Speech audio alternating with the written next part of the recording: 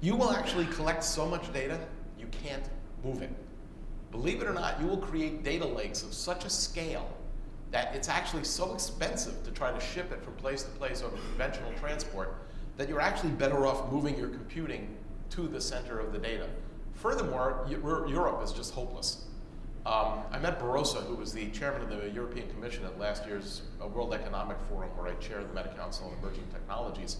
And I had dinner with him, and it was fascinating to hear his story of trying to get, it's basically like herding 27 cats who hate each other.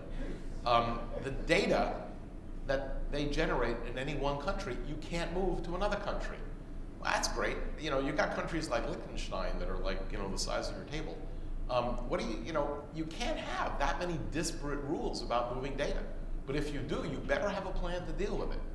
The fact of the matter is, though, there's going to be so much in other places like China where you will collect all the health data, you can't ship it. It actually is prohibitive. You can do the math. So what you wind up doing is have to rethink how we do computing. For all of history, you were used to moving data to the computer. Well, guess what? You're going to be moving the computers to the data.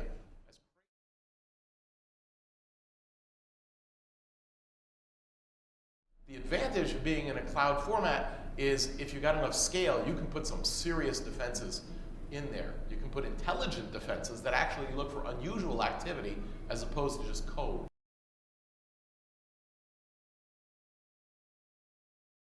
What happens when complexity and the velocity at which data comes at us starts to overwhelm us? And I'll show you what I mean by that. This is the architectural complexity. This is an actual architecture where in any one of those boxes could be 300 different things given by a client for one application. This is one application. And the problem they had is every several months this thing would die and nobody had any idea why.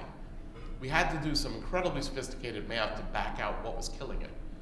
This is the beginning of the era where complexity has overwhelmed the human's ability to deal with stuff like this. It will all be about tools and what we call AI.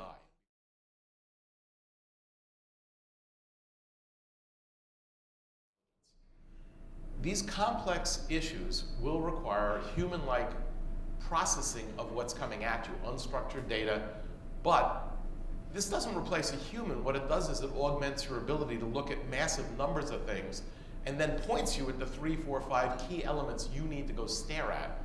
And that's an interesting evolution, but it's something, again, that you're not going to do in your own shop. The complexity is vast.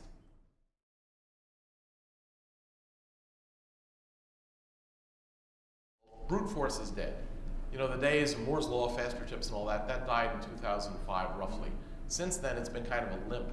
And it'll continue to limp for a couple of generations, but the benefit at the actual level of transistors and such is almost nil. You will, however, see system things continue to make up the difference, whether it's agile computing through FPGAs, whether it's cognitive systems or accessible systems.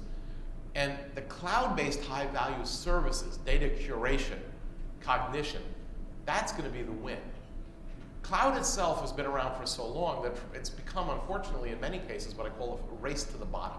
You know, how many pounds of computers can I lease from you for $1? And that's a losing business. That's not where the value is. The value is the high-value stuff you put on the cloud and make accessible to businesses so they can very rapidly leverage the latest and greatest stuff. That's where the value lies. And it'll be in a form of, like I said, everything from curating data to providing intelligence about the curated data to letting you load your own data. But it will be a core asset that people use. You know, these capabilities used to only be available to huge firms with big IT budgets and lots of people and expertise. That is not the case. Now, the cloud, therefore, is a double-edged sword. All this stuff is going to be out there, and a big enterprise can use it. But you know what? The next little guy who wants to become the next big guy can use it also. This is where you're going to have to watch out for your competitors, where you beware of the piranhas, not the great white sharks. It's the piranhas that are going to bite you and do a lot of harm. So there's no excuse other than moving quickly. Basically, you know, they used to have this campaign about automobiles, speed kills. In this instance, in this era, fundamentally you've inverted things so that the lack of speed kills. You cannot rest on your laurels. The little guys have access to the same stuff the big guys have, and it's really imperative that one accelerate what one does to stay at the leading edge.